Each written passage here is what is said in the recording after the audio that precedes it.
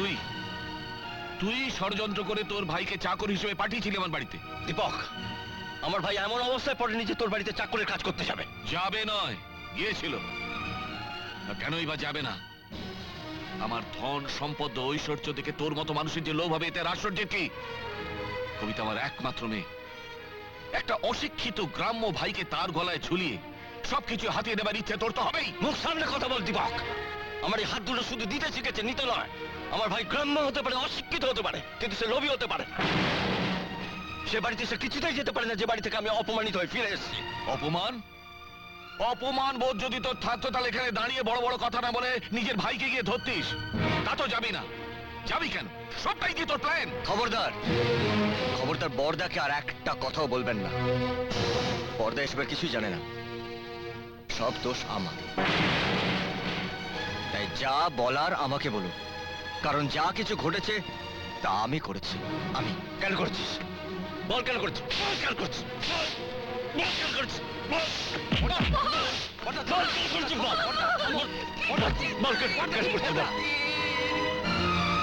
আমি তো ভেবেছিলাম যে অপমান আমি মুখ বুঝে সহ্য করেছি সেটা ও বাড়িতে শেষ হয়ে গেছে।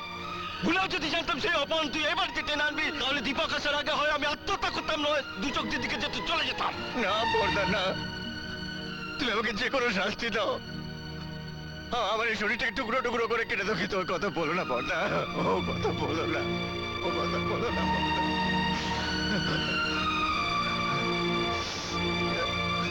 তুমি যখন বলেছিলে তুমি যেদিন ওদের বাড়িতে গেছিলে কবিতা ছিল না, আমি শুধু দেখতে গেছিলাম যে কবিতা ওর বাবার মতন বদলে গেছে কিনা বর্দা, বদলে গেছে কিনা দেখতে গেছিলাম। সবাই তোমার মতন বদলে যেতে পারে না বাবা। সত্যকে না জেনে আমি যা করেছি, সত্য জানার পর তার জন্য লজ্জায় ঘৃণায় মরে যেতে ইচ্ছে করছে আমার। আর তাই দিনের পর দিন আকাশের কাছে ছুটে গেছি, ভালোবাসা ভিক্ষা করেছি বাবা, ভালোবাসা ভিক্ষা করেছি। ও যদি আমাকে ফিরিয়ে দিত, তাহলে জীবিত কবিতা তোমার সামনে দাঁড়িয়ে কথা বলতে পারতো না। কবিতার মৃতদেহ পেতে তুমি। কবিতা, জীবনটা ভালোবাসার সস্তা আবেগ নয়, জীবনটা অনেক কঠিন। আমার মেয়ে হয়ে তুই সুখ ঐশ্বর্য আরাম আয়েশ ছেড়ে একটা সহায় সম্বলহীন ঘরে গিয়ে আশ্রয় নিবি? আমি তো তা মেনে নিতে পারি না। কি পাবি তুই ওখানে? অভাব, অনটন, দারিদ্র। আর এদিকে তোর জন্য অপেক্ষা করছে কোটি কোটি টাকা গাড়ি বাড়ি সম্পদ। জুতো যদি সোনা দিয়ে বানানো হয় তবুও তা পায়ে থাকে বাবা। সোনা বলে কেউ তাকে মাথায় তুলে নেয় না। ভালোবাসাহীন কোটিপতির ঘর আমার কাছে সোনার জুতোর মতনই। কোনো কোটিপতিকে বিয়ে করে 2 দিন পর ডিভোর্স করাচ্ছে। ভালোবাসায় ভরা গরিবের ঘরই আমার ভালো বাবা, সেখানেই আমার সুখ। ভালোবাসা ভালোবাসা ভালোবাসা। সুমন কি তোকে ভালোবাসে না? কি নেই ওর? দেখতে ভালো, ভদ্র, সভ্য, শিক্ষিত, আমাদের স্ট্যাটাসের সঙ্গে মেলে। আর তাছাড়া সুমনকে আমি কথা দিয়েছি। সুমন আমার ফ্রেন্ড, একজন ভালো বন্ধু। বন্ধুত্ব আর ভালোবাসা এক জিনিস নয় বাবা। সুমনকে কথা দেওয়ার আগে এটা তোমার ভাবা উচিত ছিল বাবা। এরপর আশা করি তুমি এমন কিছু আর করবে না যার জন্য বাধ্য হয়ে আমাকে মন্দিরে বা রেজিস্ট্রি অফিসে গিয়ে বিয়ে করতে হবে।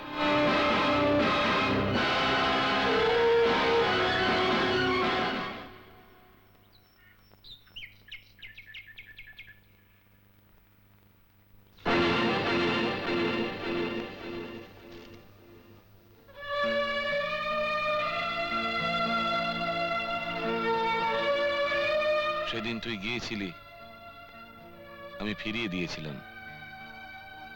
আজ এসেছি প্রার্থনা নিয়ে। দাদা, পাকা কথা আমি দিয়ে গিয়েছিলাম। আমি এসেছি কথা রক্ষা করতে। আপনি কথা রাখবেন না? তুই তো বলেছিলি তোর হাত শুধু দিতে জানে। আজ দিবি না বন্ধু?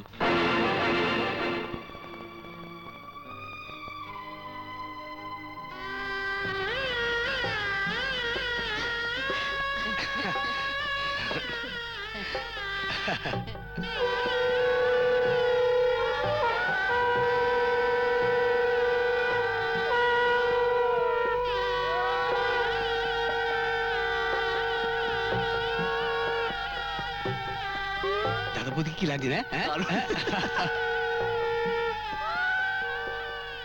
থাক থাক, তোমরা সুখী হও।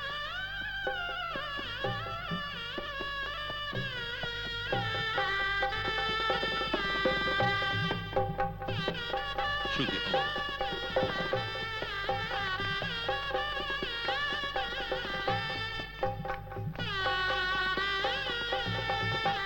শোন মা, একটা কথা বলার জন্য তোকে এখানে ডেকে এনেছি। আমার বাড়িতে তুই রাজকন্যার মতো মানুষ হয়েছিস, কোনোদিন কোনো কাজ করতে হয়নি তোকে। হাত বাড়িয়ে কিছু নেবার আগেই কাজের লোকটি ছুটে এসেছে। যে বাড়িতে তুই যাচ্ছিস সেটা একটা একান্নবর্তী পরিবার, এক গাদা লোক বাড়িতে। ওখানে তোর খুব কষ্ট হবে। কেন বাবা? ওখানে কাজের লোক তো পাবেই না, উল্টে সব কাজ তোকে নিজেই করতে হবে। ঘর মোছা, কাপড় কাচা, রান্না বান্না, সব কাজ ওরা তোকে দিয়েই করিয়ে নেবে। তোর জেদ আমি মেনে নিয়েছি, আকাশের সঙ্গে তোর বিয়ে দিয়েছি। এবার তুই আমাকে একটা কথা দে। কি কথা বাবা?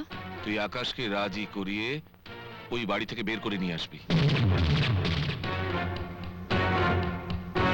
আমি তোকে একটা বাড়ি দিয়ে দেবো, ফ্যাক্টরি দিয়ে দেবো একটা, তোরা সুখে থাকবি।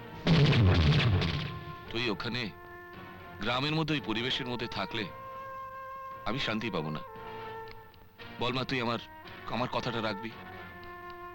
ঠিক আছে বাবা।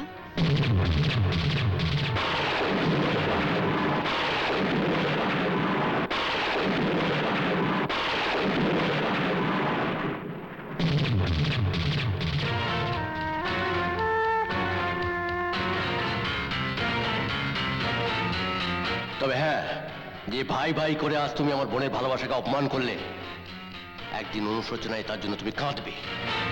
যেদিন বড় হয়ে ভাইরা বিয়ে করে তোমাকে লাথি মেরে চলে যাবে, সেই দিন বুঝবে আমার কথা কত বড় সত্যি।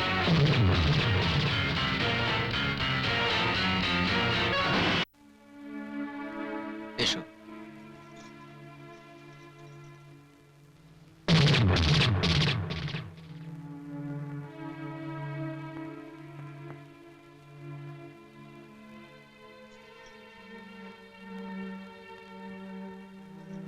কি বৌমা, আপনাকে প্রণাম করতে এলাম।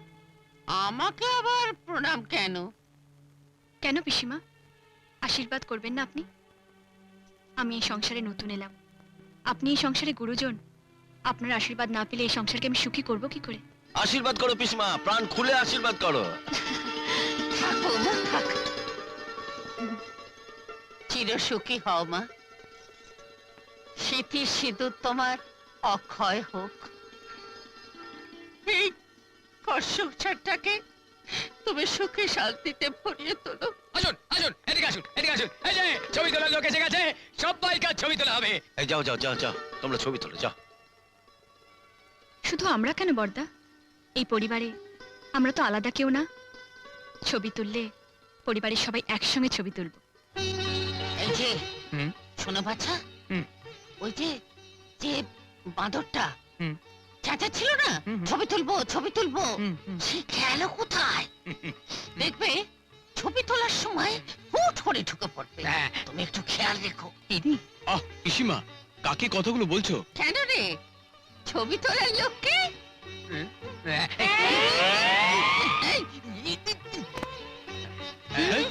বর্দা আর পিসিমা বসবেন, আমরা সবাই দাঁড়াবো। বড়দের জায়গা, ওটো। Auto auto. আসুন পিসিমা। এসো বসো, এসো বসো, বসো। বসো বসো বসো। নিন ছবি তুলুন। আরে কই মশাই, আরে যান না মশাই, ছবি তুলুন না। হ্যাঁ, এখানে বসুন, বসুন, তুলুন ছবি তুলুন।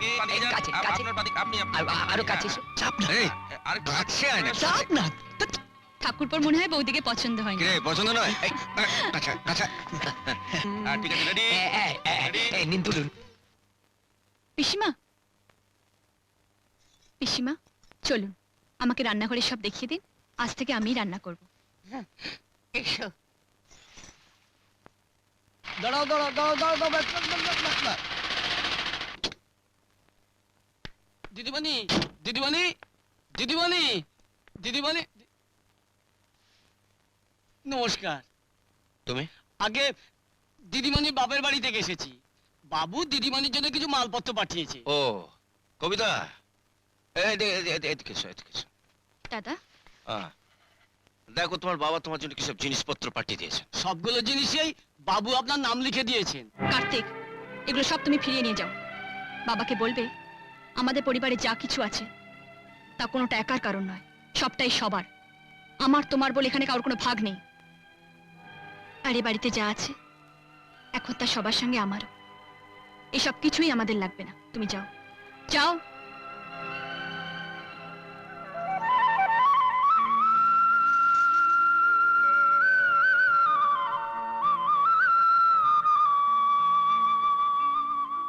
সবগুলো তরকারি এত ভালো হয়েছে যে খেয়ে আমি উঠতেই পারছিলাম না।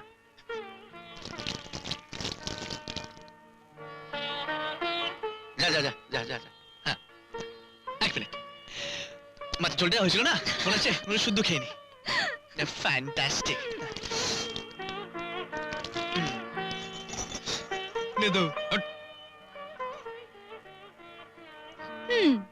আচ্ছা, সবাই আমার রান্নার আজকে এত প্রশংসা করলো, কই তুমি তো কিছু বলছো না?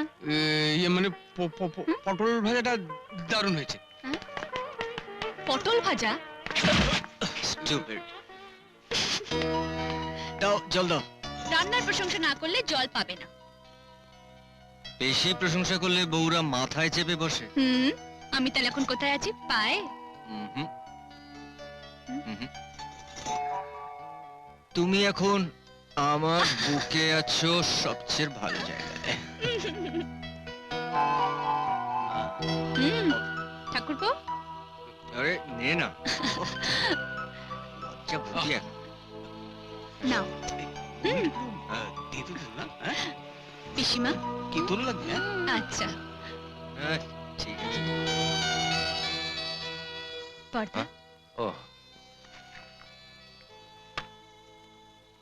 কবিতা, বিয়ের রাতে তোমার বাবা তোমাকে ডেকে নিয়ে গিয়ে যে কথাগুলো বলেছিলেন আমি সব শুনে ফেলেছিলাম। আর তোমার সায় দেওয়াতে সত্যি আমি ভয় পেয়ে গেছিলাম। পর্দা, শুভ দিনে আমি কোনো অশান্তি চাইনি বলেই বাবার কথার কোনো প্রতিবাদ করিনি।